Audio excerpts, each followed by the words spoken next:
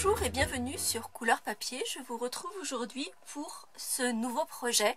Et en fait, ce projet, il est né d'une envie. En fait, je me suis retrouvée cette semaine à regarder les nouveautés en matière de scrapbooking. Et je regarde un peu ce que font les autres sociétés hors Stampin' Up, même si je reste fidèle à Stampin' Up. Voir un peu quelles sont les tendances, et je me suis retrouvée à regarder les vidéos de Tim Holtz. Je ne sais pas si vous connaissez ce monsieur qui est donc un créateur, un designer de produits pour le scrapbooking avec un univers très vintage.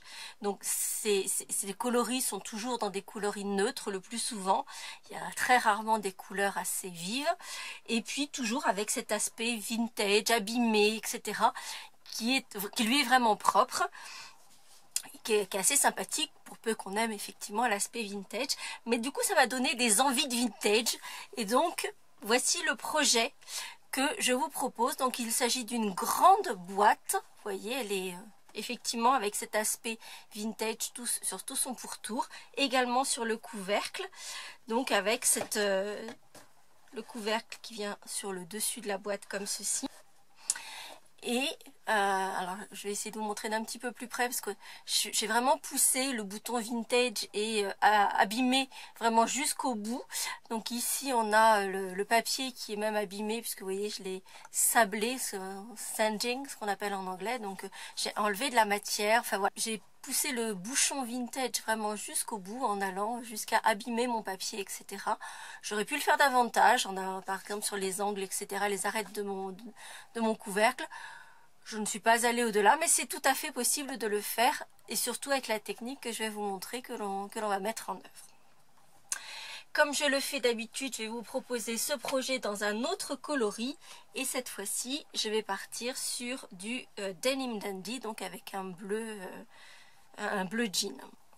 Pour réaliser ce projet, nous aurons besoin d'un grand carré de papier de 8 1/4 sur 8 1/4. Je vous donne, comme très souvent dans mes projets, les mesures ici en pouces parce que c'est celles que je vais utiliser dans mon projet. Mais comme d'habitude, vous cliquez sur le petit plus pour découvrir la barre d'infos et retrouver le lien qui mène à l'article sur le blog avec tout le plan de découpe et de marquage en inch et en système métrique. Donc ce premier carré va permettre de faire le couvercle. Il mesure 8 1/4 sur 8 1/4. On aura besoin de 2 rectangles. Donc tout est dans du papier brune dune. Et c'est important que ce soit du brune dune. Donc ces 2 rectangles mesurent 10 1/4 par 7. Nous aurons un carré de 4 par 4 pouces. Et puis en faisant toutes ces découpes, vous aurez des petites chutes dont vous aurez besoin. Donc peu importe la dimension. Vous aurez également besoin de papier vellum. Donc c'est cet aspect qu'on appellerait peut-être plutôt calque en français. Mais c'est un calque qui est vraiment épais. Et vous allez voir qu'on fait vraiment des choses très jolies avec. Et en l'occurrence, nous, on va les utiliser pour les ailes de nos libellules. Alors, petite précision, si vous aimez quand vous êtes en train de faire des loisirs créatifs, si vous aimez avoir un espace qui reste propre, immaculé, gardez vos mains propres, immaculées, passez votre chemin tout de suite. Ça ne sera pas le cas de cette vidéo, de ce projet, parce que vous risquez d'en avoir un peu plein les doigts. Vous êtes prévenus. On va commencer avec les 2 carrés. Donc le grand carré de 8 1/4 sur 8 1/4 et le carré de 4 par 4. Je vais enlever mon petit couleur papier parce que sinon il serait plein d'encre. Et je vais utiliser donc mon encre Denim Dandy. Ici je vais utiliser un petit outil qui n'est pas vendu par Stampin' Up, qui est donc ces petits outils de bois sur lesquels on pose une petite mousse. Parce que je trouve que c'est effectivement plutôt pratique, mais avec les petites éponges Stampin' Up, vous allez exactement faire le même travail sans aucun souci. Donc la première étape, sur ces 2 carrés, je vais passer de l'encre, donc ici Denim Dandy, sur l'intégralité de mon papier, en insistant un peu sur les bordures pour que ce soit un petit peu plus foncé. Je vais faire la même chose sur mes 2 rectangles, mais là je vais le faire en ton sur ton, donc avec de l'encre brune dune sur mon papier brune dune.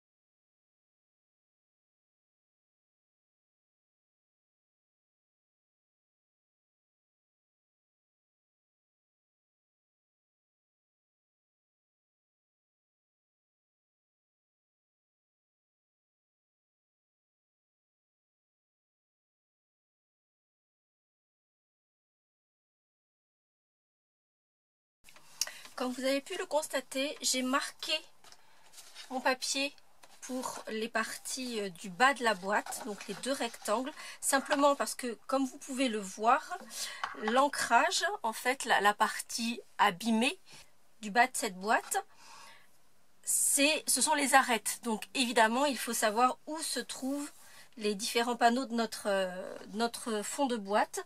Et donc, très facilement, sur le petit côté du papier, j'ai marqué à 4 inches. Et sur le grand côté, j'ai marqué à 4 7/8 et à 9,5. Donc sur mes 2 morceaux. Ce qui me permet ensuite de pouvoir rajouter de l'encre sur le pourtour des 2 grands rectangles. Nos 2 panneaux doivent être strictement identiques, donc avec la petite bordure ici qui va nous permettre d'assembler ces 2 panneaux pour avoir tout le pourtour de notre boîte. Et comme vous avez pu le constater, alors c'est une technique qui évidemment consomme un petit peu d'encre, mais heureusement on a nos petites recharges qui nous permet de réancrer le tapis encreur et repartir comme en 14. Et je dirais même que c'est le moment idéal pour réancrer vos encreurs, parce qu'en fait avec votre éponge vous allez bien répartir l'encre que vous venez de mettre dessus. Il n'y a pas besoin d'en mettre énormément, mais donc l'encre que vous aurez remise dessus, la recharge, ça va vous la petite éponge va vous permettre de répartir l'encre de façon homogène sur tout votre tapis encreur. Derrière, quand vous allez faire un tampon normal, vous aurez un tapis qui sera parfait pour l'utilisation. Nous allons maintenant marquer la partie couvercle. Ça va être assez simple, puisque sur chaque côté, on va marquer notre papier à 5/8.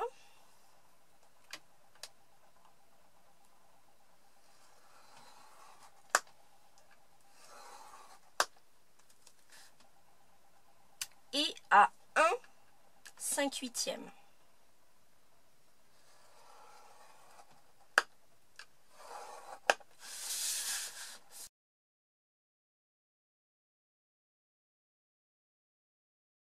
Maintenant que j'ai mis toutes mes parties, donc avec la première couche, j'ai envie de dire, d'effet abîmé, je vais ajouter la 2e couche avec un set de tampons que vous m'avez déjà vu utiliser et que j'aime beaucoup, qui s'appelle Timeless Texture. Vous voyez, je vous disais qu'on allait avoir de l'encre plein les doigts, j'ai pas menti. Donc Timeless Texture, donc c'est un set de tampons que j'aime beaucoup et qui va donner effectivement cet aspect distress, comme on dit en anglais, pour abîmer nos papiers. Je vais utiliser 3 tampons et cette fois-ci je vais prendre la couleur café et je vais utiliser celui-ci, donc qui donne un aspect de peinture un peu écaillée. Je vais utiliser le petit quadrillage et la petite feuille que j'aime beaucoup également. Et avec mon coloris couleur café, je vais commencer avec le tampon qui donne l'effet peinture écaillée. Alors je commence ici par le petit, mais ça va être à peu près la même chose et vous allez voir où je pose mes décorations. Là, je vais remettre sur tout le pourtour. Alors, l'avantage avec ce type de technique et ce tampon, c'est qu'il n'y a pas de façon de bien faire ou de mal faire. C'est on pose ça comme ça vient, on en rajoute en seconde génération si on veut amplifier un peu, éviter qu'il y ait trop de démarcation, mais c'est vraiment voilà, comme ça vient. Ensuite je vais mettre la seconde étape avec les petits effets de quadrillage.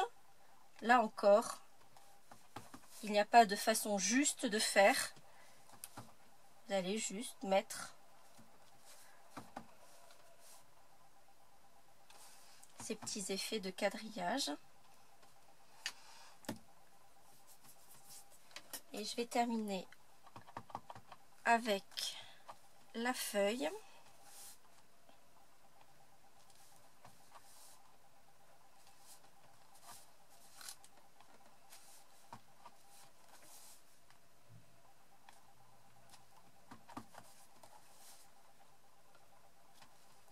Comme ceci. Donc en fait vous voyez qu'on concentre l'effet abîmé surtout sur les bordures et en revenant petit à petit sur l'intérieur.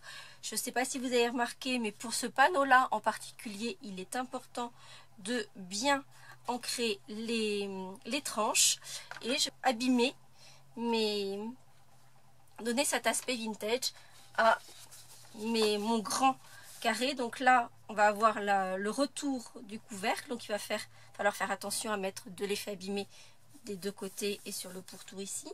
Et de la même façon, cette fois-ci ça va être les différents panneaux du fond de ma boîte qu'il va falloir cercler de ces tampons pour les abîmer.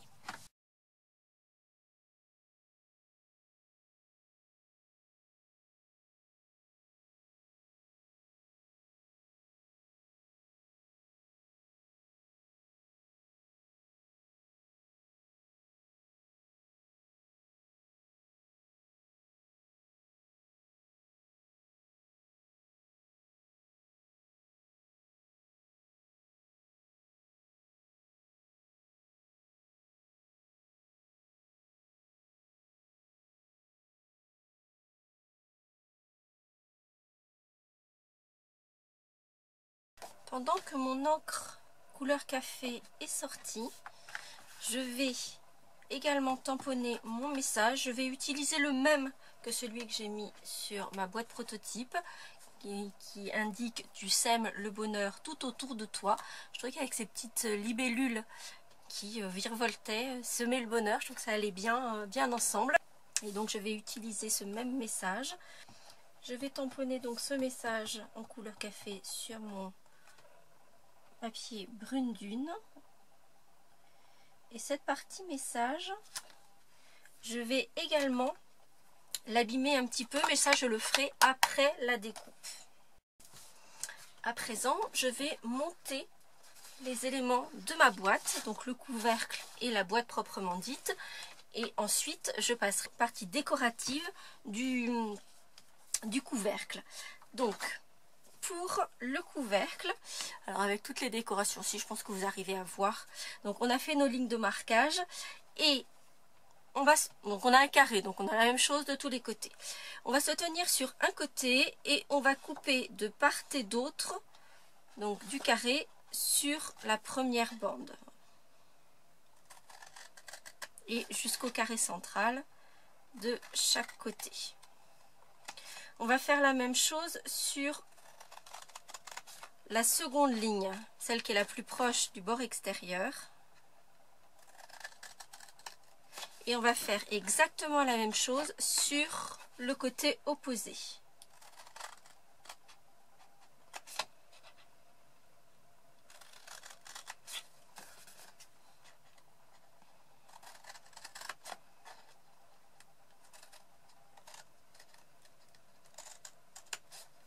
Une fois qu'on a fait ces découpes, on va enlever le petit rectangle qui se trouve sur l'extérieur.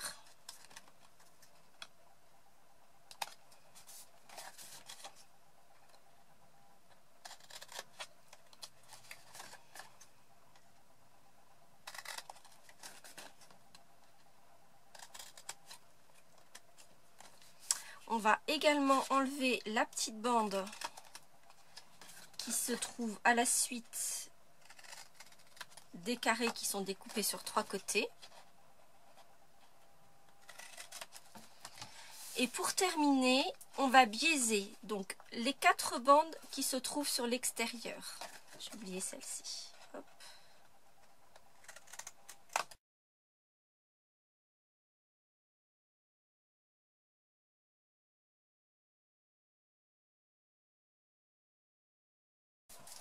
Donc, une fois toutes les découpes faites, on obtient quelque chose comme ceci. Donc, vous voyez avec les découpes en biais sur ces languettes extérieures et sur les petits carrés qui vont nous servir à l'assemblage.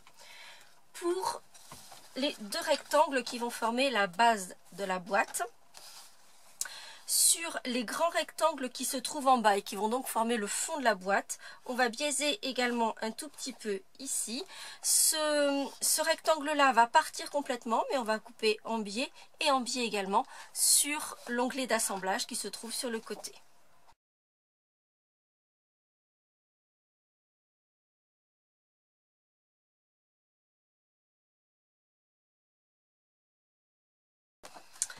Donc toutes nos découpes sont faites. On va pouvoir assembler ces 2 parties, à commencer par appuyer toutes les lignes de marquage.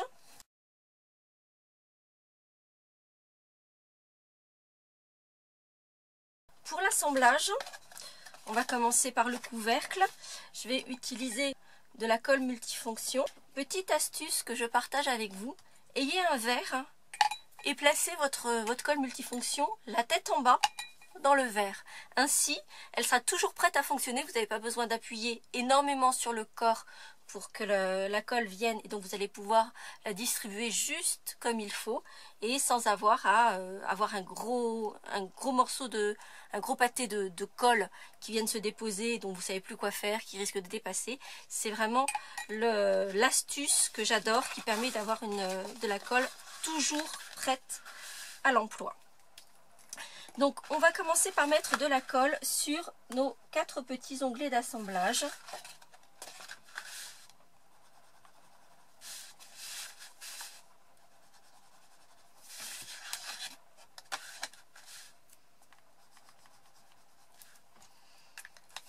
Puis on va mettre en volume notre couvercle en mettant en bord à bord les arêtes de notre couvercle et donc en ramenant les petits onglets d'assemblage sur l'intérieur. On maintient juste quelques secondes le temps que la colle prenne, c'est très rapide.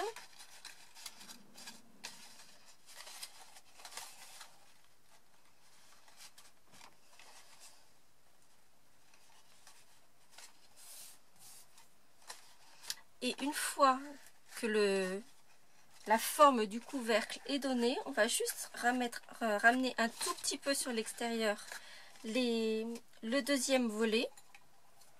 On va mettre de la colle sur tous les volets qui sont biaisés, toutes ces petites bandes qui sont sur l'extérieur. Puis, à l'aide de notre plioir, on va ramener sur l'intérieur chacun de ces volets et en donnant un bon appui avec le plioir sur chacun des côtés. Et voici donc notre couvercle avec ses bords renforcés puisqu'ils sont doublés, ce qui lui donnera une bonne assise. Pour notre boîte proprement dite, on va commencer par mettre de l'adhésif double face sur les 2 petits volets extérieurs. Alors, petite précision, quand on fait de l'ancrage comme ceci sur un projet, tant que l'encre n'est pas très sèche, l'adhésif n'adhère plus. C'est-à-dire que ça fait glisser l'adhésif et il ne pourra plus faire son office d'adhésif, il va glisser. Donc par contre, si vous attendez bien que votre projet est séché, là il n'y a plus de souci, vous voyez, je peux mettre mes bandes d'adhésif sur mes onglets sans aucun souci. Une fois mes bandes d'adhésif placées, je vais coller à la suite l'un de l'autre mes 2 panneaux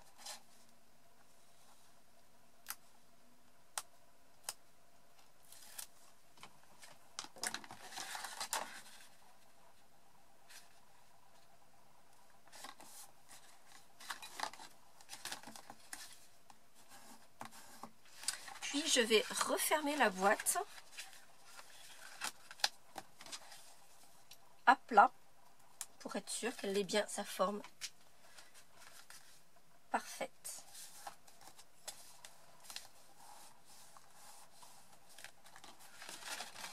Et voilà.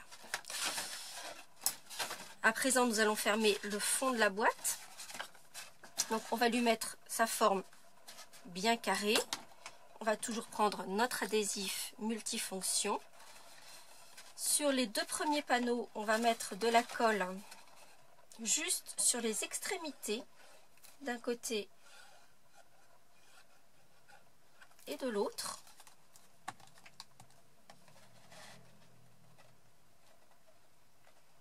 Et ensuite, on va mettre de la colle. On fait attention à ce que tout soit bien en place et que ça fasse bien une forme carrée pour notre boîte, qu'elle n'ait pas une forme de losange. Parce que du coup, évidemment, notre couvercle aurait du mal, notre couvercle carré aurait du mal à fermer une boîte en forme de losange.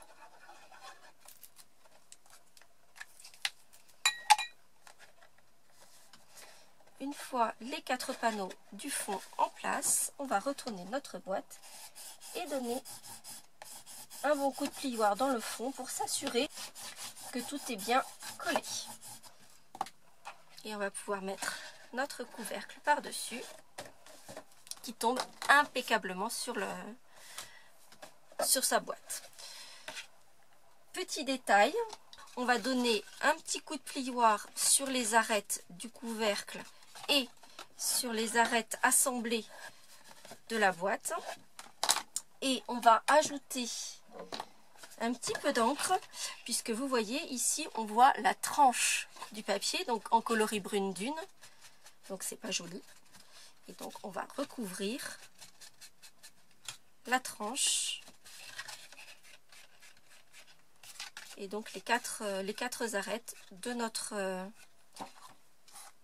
couvercle, mais également les arêtes de notre boîte principale.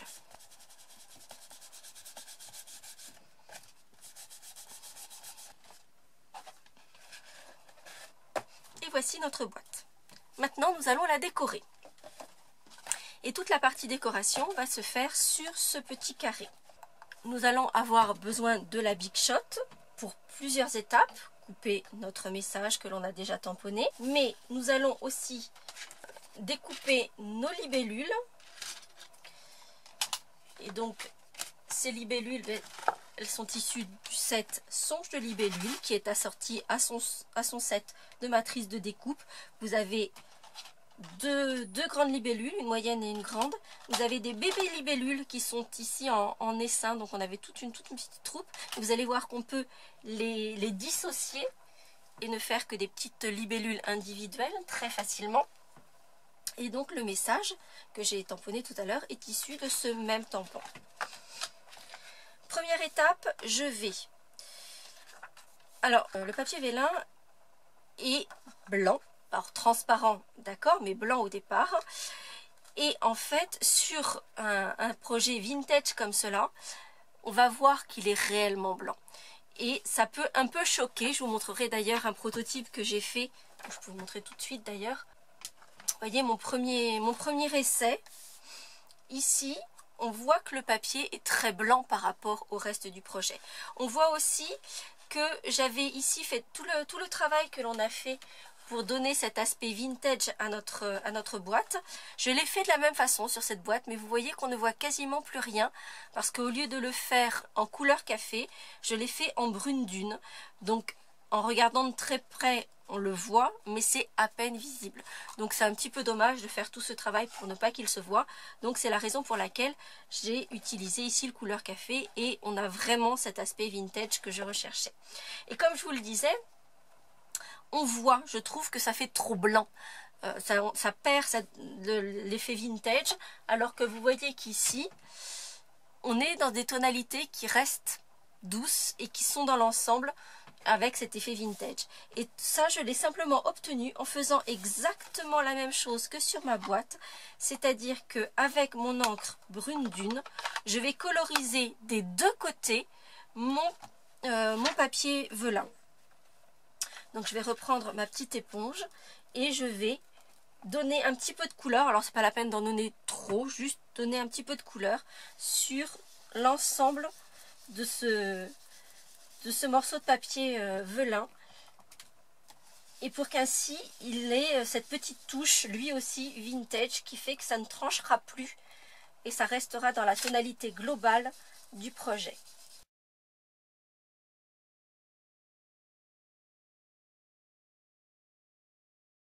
À présent que tout le travail un peu cochon de ce projet est fait, j'ai toujours mes mains qui sont sales, mais au moins j'ai un espace de travail qui est propre. Ça va être plus facile, de voir l'effet qu'on a donné donc sur notre papier velin. Si je vous montre une feuille à l'origine, vous voyez que on a vraiment cet aspect fumé sur notre papier et c'est ce qui va faire qu'il ne choquera plus dans l'ensemble du projet. Sur ce papier velin colorisé, je vais commencer par tamponner ma grande libellule.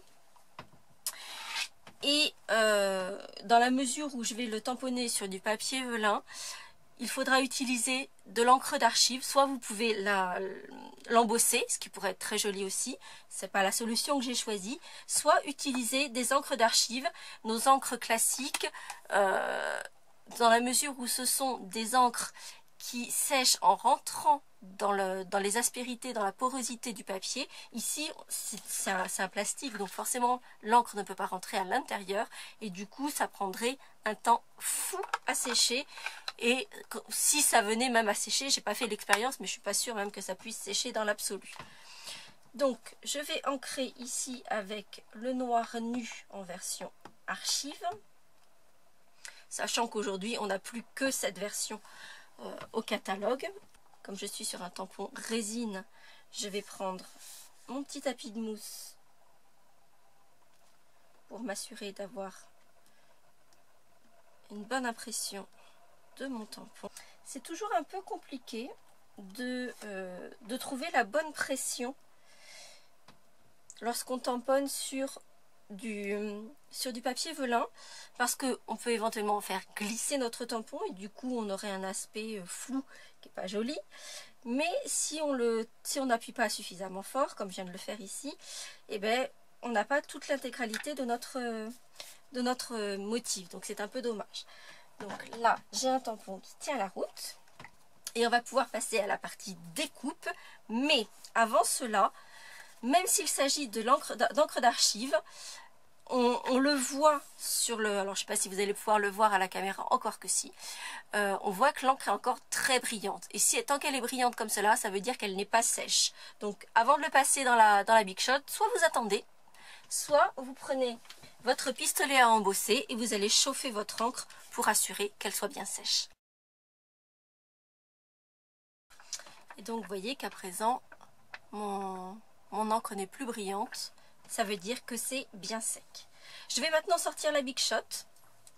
Je vais découper ma libellule à l'aide de la matrice qui lui est assortie.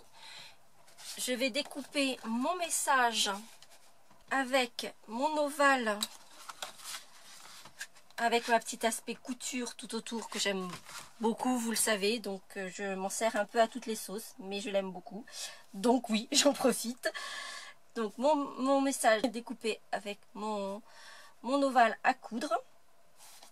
Je vais également découper dans le papier velin 3 petites libellules. Je vais utiliser juste celle-ci. Donc je vais découper 3 petites libellules.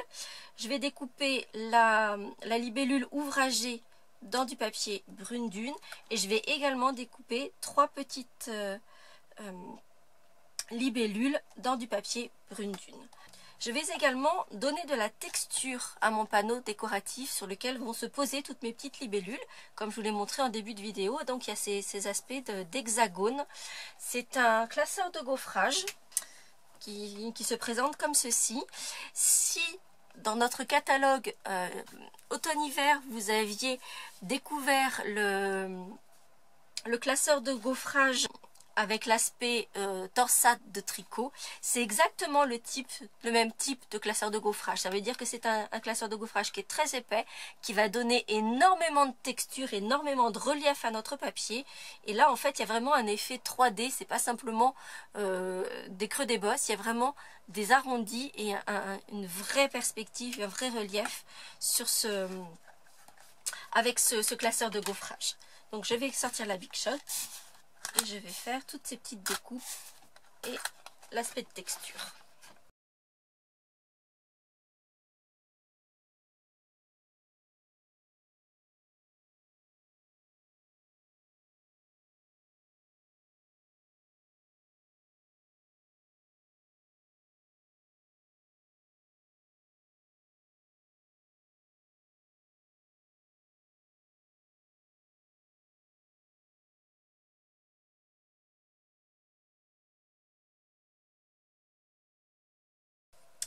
Nous avons à présent tous nos éléments découpés et embossés. Donc, comme vous pouvez le voir, on a vraiment un effet de relief qui est énorme.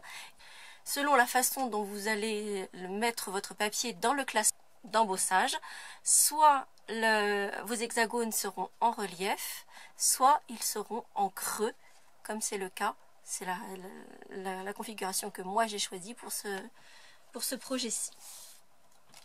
Pour nos petites libellules, comme vous avez pu le voir au départ, elles sont attachées à d'autres libellules. Elles ne sont pas individuelles. Et donc en fait, simplement avec nos petits ciseaux, on va retirer les morceaux dont on n'a pas besoin. C'est-à-dire qu'on va juste découper autour de l'aile pour détacher la petite libellule qui se trouve à la suite et également sur l'extrémité du corps pour ainsi faire une petite libellule individuelle. Et on va faire ça sur toutes nos 3 petites libellules, sur la partie aussi bien brune dune que sur la partie en papier velin.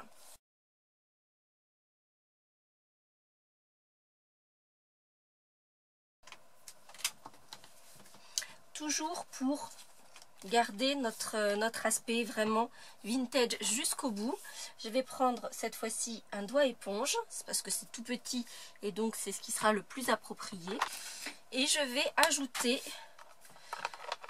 un peu d'encre ton sur ton sur toutes mes libellules, donc sur le pourtour principalement. Je ne vais pas en mettre partout pour donner effectivement des effets de salissure un peu et pour garder mon effet vintage à tout mon projet.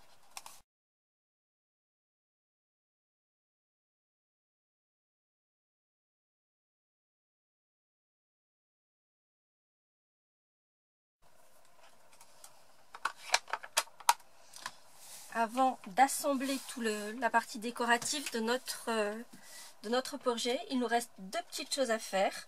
Donner l'aspect vintage également à notre étiquette. Pour cela, je vais simplement réutiliser mes petits tampons du set Timeless Texture, donc en rajoutant un petit peu de mon quadrillage et puis un petit peu de cette fleur que j'aime tant.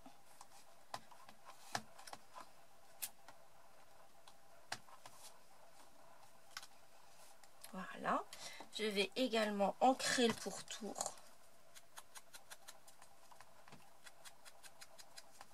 de cette étiquette.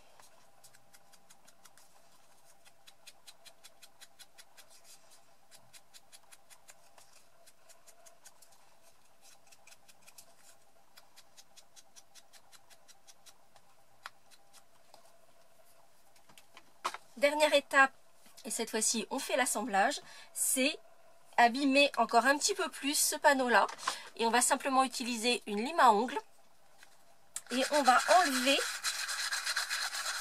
de la matière. Et comme l'intérieur de notre papier est brune dune mais on a rajouté une couche de couleur par dessus, en limant délicatement, on va simplement enlever la partie colorisée et faire apparaître les parties les plus surélevées laissées par le classeur d'embossage. C'est quelque chose que l'on peut faire avec tous les classeurs d'embossage. Alors effectivement, ceux-là, vu qu'ils ont énormément de texture, ils apparaissent encore mieux et ont encore un peu plus d'effet, évidemment.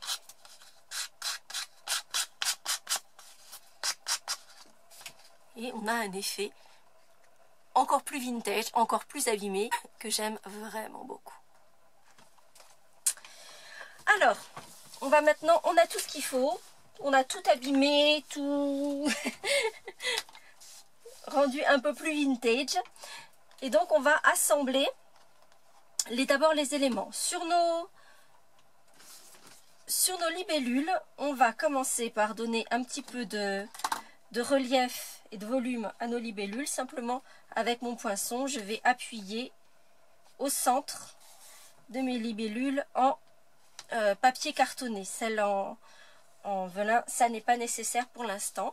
Je vais ensuite les assembler avec leur partie en velin, avec des mini points de colle.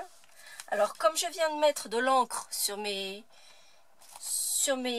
libellules en papier cartonné, mes mini points de colle risquent de ne pas coller. Donc je vais choisir de mettre mes mini points de colle sur les libellules en papier velin. Pour la grosse libellule, je mets deux mini points de colle sur le centre du corps uniquement. Puis je vais venir coller la libellule par-dessus sa forme en papier cartonné. Et ensuite, je vais simplement replier pour que les ailes se relèvent et qu'on puisse voir apparaître les deux parties de la libellule et pour qu'elle ait vraiment beaucoup de relief. Donc vous voyez, on voit toutes les petites ailes, la petite partie découpée au dos, pour que ça ait vraiment beaucoup de relief. Et on va faire la même chose, on va mettre les petites sur leur pendant en papier cartonné.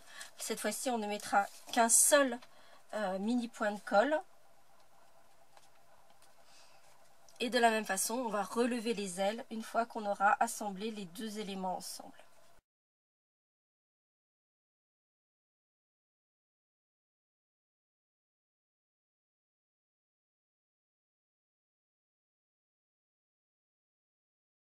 Pour coller mon panneau décoratif sur mon couvercle, je vais utiliser de la mousse.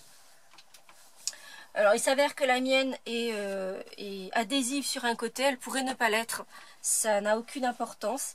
Vous achetez simplement de la blanche sur Amazon, ça vous coûte 3 francs 6 sous. Si vous n'en avez pas d'inquiétude, vous utilisez des mousses 3D et vous en mettez à plusieurs parties, à plusieurs endroits sur le dos de votre panneau décoratif et ça fonctionnera très bien.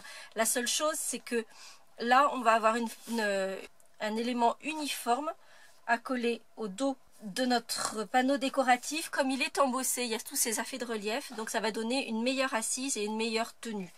Mais je vous dis, avec des mousses 3D, ça fonctionne très très bien.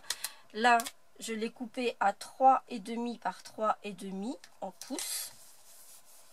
Et vous voyez, si vous prenez de la mousse blanche sans qu'elle soit adhésive, vous allez faire comme je vais le faire maintenant pour faire tenir de l'autre côté, car elle n'est adhésive que d'un côté, la mienne. Je vais rajouter des bandes d'adhésif double face. Je vous mettrai un lien si vous voulez, un lien d'Amazon pour trouver cette mousse, ces mousses créatives. C'est quelque chose qu'on trouve vraiment facilement et qui coûte vraiment pas cher. Et simplement de la blanche, c'est largement suffisant puisque vous allez le voir et comme je vous l'ai montré déjà dans un précédent projet, de façon à ce que cette mousse blanche ne soit pas visible, parce que ce serait effectivement plutôt disgracieux, je vais simplement prendre mon marqueur Denim Dandy et coloriser la tranche, uniquement la tranche, pas la peine d'en faire plus que ça. Et ainsi, cette mousse blanche ne sera pas visible sur le couvercle. Une fois que j'ai posé mon adhésif et ma mousse. Donc ça peut être éventuellement des mousses 3D, des Dimensional si vous n'avez pas cette mousse-ci. On va coller le panneau décoratif sur le couvercle.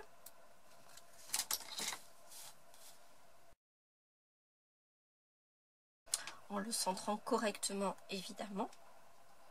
Donc en fait, on a une bordure qui est relativement large, peut-être on va dire un gros centimètre, pour permettre de voir le travail que l'on a fait sur notre couvercle proprement dit. Et puis maintenant, on va coller tous nos petits éléments. Pour le message, je vais utiliser des mouches 3D. Pour mes petites libellules, je vais utiliser des mini points de colle. Et je vais mettre tous mes petits éléments en place.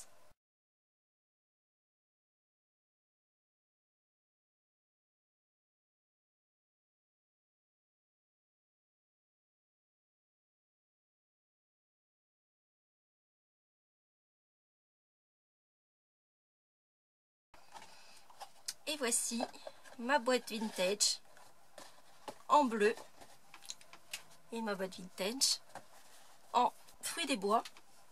Petite chose que je voulais montrer parce que je trouvais ça assez édifiant. Simplement le fait d'avoir mis notre couleur. Vous savez que toutes nos couleurs sont assorties, nos encres, nos papiers, etc. Simplement d'avoir mis notre couleur sur du papier brune dune. Vous voyez ici, c'est du riche raisin original. Le fait de l'avoir mis sur du brune dune, on arrive à un lit de vin que je trouve vraiment très joli et qui a vraiment cet aspect vintage que n'a pas du tout le fruit des bois au départ. Donc ça donne quelque chose que je trouve vraiment très très joli. Donc avec vraiment notre aspect abîmé, vintage à cette boîte. Petite astuce également pour ma libellule, je trouvais que le noir était un peu trop présent sur le rouge, sur la version fruits des bois, et donc j'ai décidé de coller ma libellule sur l'envers, et donc du coup comme on a le papier velin entre les deux, on a un noir qui est un peu plus affadi que vous voyez sur la version, je sais pas si c'est très visible cependant.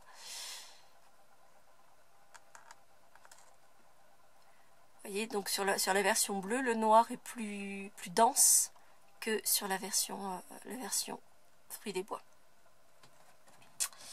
Donc voici nos boîtes vintage. Moi je les trouve vraiment très jolies. Elles sont vraiment très vintage. J'espère qu'elles feraient honneur à Tim Holtz, même si je n'ai pas utilisé ses fournitures. Si ce nouveau projet vous a plu, bien vous n'hésitez pas à mettre des petits pouces en l'air comme vous savez si bien le faire. Et si vous n'êtes toujours pas abonné à Couleur Papier et que vous avez envie de suivre les aventures de Couleur Papier, vous n'hésitez pas, vous cliquez sur le petit bouton qui se trouve juste en bas. Et moi je vous retrouve la semaine prochaine pour un nouveau projet. À très bientôt.